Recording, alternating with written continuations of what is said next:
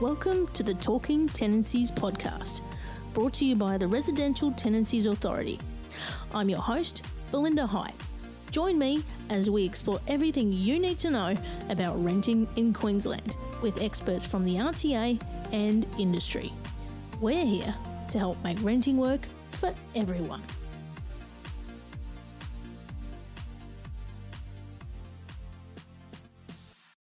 Apartment and body corporate living has its own challenges and rewards. Living in close proximity to others calls for greater consideration and sensitivity, but being part of a tight-knit community can be greatly rewarding. Today's experts from the RTA are Sarah Halligan and Andison from Customer Experience. Welcome to you both. Thank you. Thanks. Now, can you tell us about your roles at the RTA and what you're responsible for? I'm a Senior Support Officer at the RTA. I work with the support team in Customer Experience to help resolve escalated customer inquiries, handle complaints and alleged fraud, and provide subject matter expertise across service delivery systems and processes. I am also a Senior Support Officer within the support team in Customer Experience. As Sarah's mentioned, we generally support customers with additional, more complex inquiries and handle any escalations and complaints in our day-to-day duties.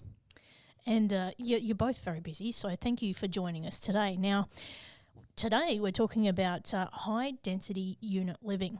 What are some of the things you need to consider if you're looking at renting an apartment, townhouse or unit in a large complex?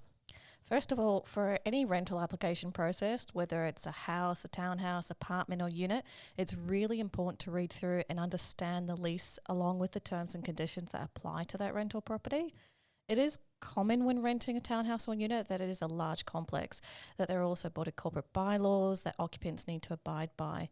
These bylaws are in addition to the terms and conditions outlined in the General Tenancy Agreement. This means that there are more rules to follow. As a prospective tenant, you should be provided a copy of the General Tenancy Agreement along with the relevant body corporate bylaws. It is the responsibility of the lessor or agent to be aware of them, to pass them on, and it is actually an offence not to do so. Not having a copy of all the rules means you could breach your agreement unknowingly. There's nothing worse, is there?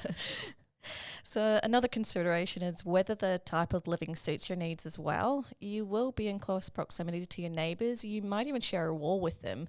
Some units or apartments may not have a dedicated balcony or outdoor space. Instead, they have shared facilities within the complex for occupants to enjoy.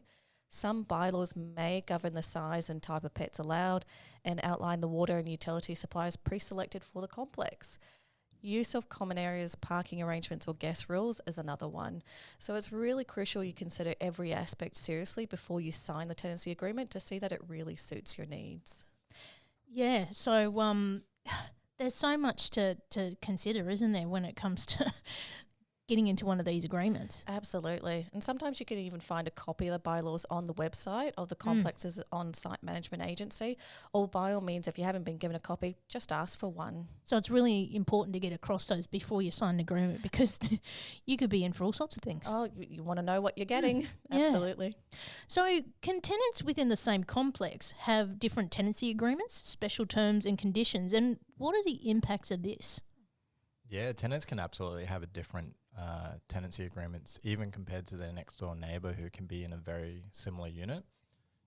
You could have variations in your agreements, such as rent amounts, the managing party, whether it's the landlord themselves, the on-site managers, or a property manager from an external agency, the way you would charge for utilities and water, and contact for emergency repairs, inclusions of the premises, and the special terms around maintenance, and if pets are allowed, just to name a few. Mm-hmm. These variations mean it's important to understand the details of their specific tenancy agreements and bylaws to ensure they know exactly what they're signing up for and understand your neighbours may have gotten a different deal or arrangement. By going through these bylaws before signing the lease agreement, it gives you an opportunity to discuss any concerns or questions you may have. Yeah, and I guess it's really important to note there as well that can sort of impact disputes, particularly between tenants. And I think we need to be clear here that the RTA doesn't handle those kind of disputes between tenants. Correct, exactly right. Now, it can get complicated sometimes between having a body corporate manager who are generally on site and a managing party who's not, who are both responsible for managing your tenancy, right? It can get a little complex. generally speaking, the tenant will mainly liaise and communicate with the managing party they have entered into the tenancy agreement with, whether that is the landlord, a real estate agent appointed by the landlord, or the appointed on-site manager. That's the person to speak to.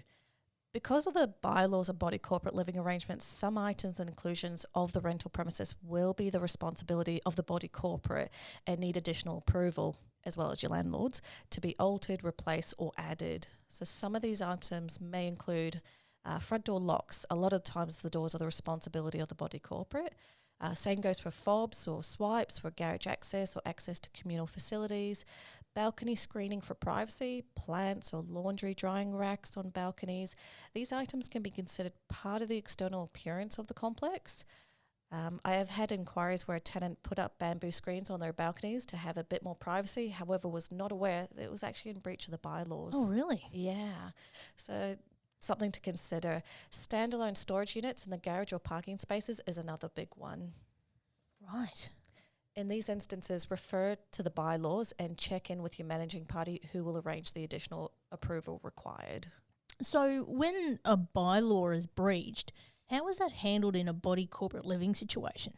If a bylaw or any part of the tenancy agreement is breached, the property manager or owner or tenant can issue a breach notice. Should the breach not be rectified, there are options for parties to take action further. Where body corporate managers are engaged to manage the day-to-day responsibilities of the body corporate, then breaching a bylaw may cause a body corporate to issue a contravention notice to the occupant of the property, no matter if they are an owner, occupier or a tenant.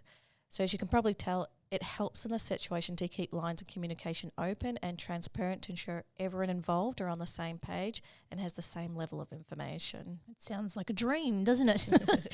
Now, look, I've lived in units, and sometimes there are typical issues residing in a complex around unapproved pets, parking spaces, noise, and use of communal facilities.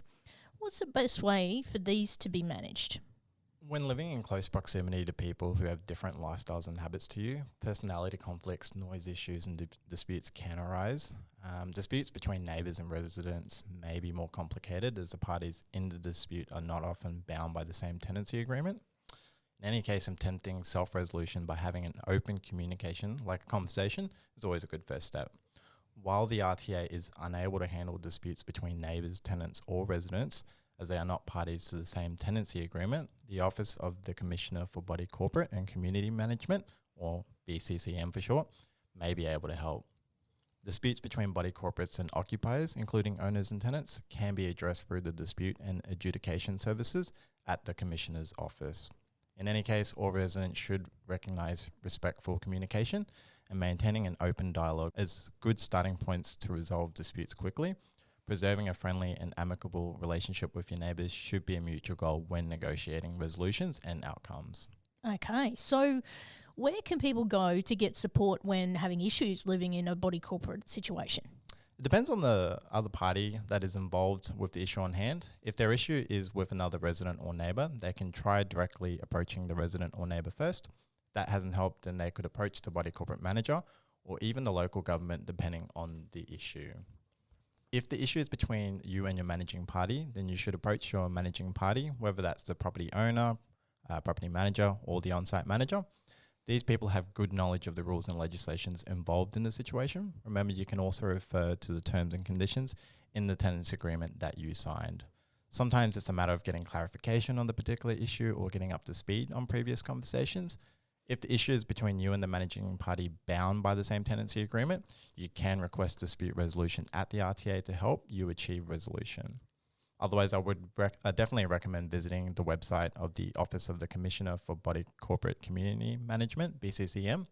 They have a lot of information around body corporate living and management on their website to further your understanding about body corporate living. They also offer conciliation for body corporate disputes, which could be helpful in your situation. Thanks, Sarah and Andison, for helping us to get a great understanding of what we need to know when it comes to high-density unit living. Thank you for listening to the Talking Tenancies podcast. For more information about the Residential Tenancies Authority, visit rta.qld.gov.au.